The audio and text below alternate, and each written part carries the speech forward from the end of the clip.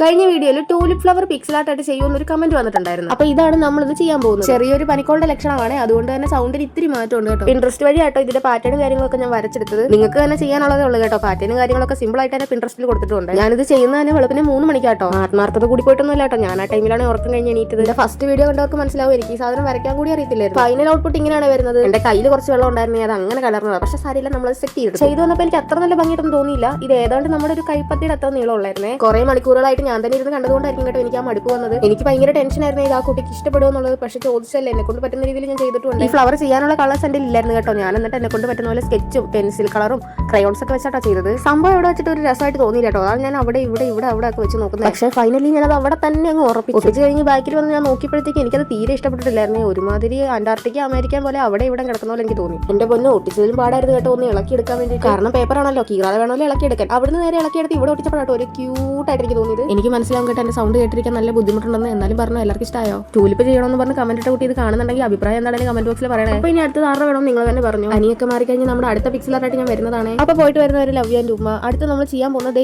ഈ കുട്ടിയുടെ കമന്റ് കേട്ടോ. അപ്പോൾ വേഗം സബ്സ്ക്രൈബ് ചെയ്തിട്ട് പോയിട്ട് വരാം. ടാറ്റാ.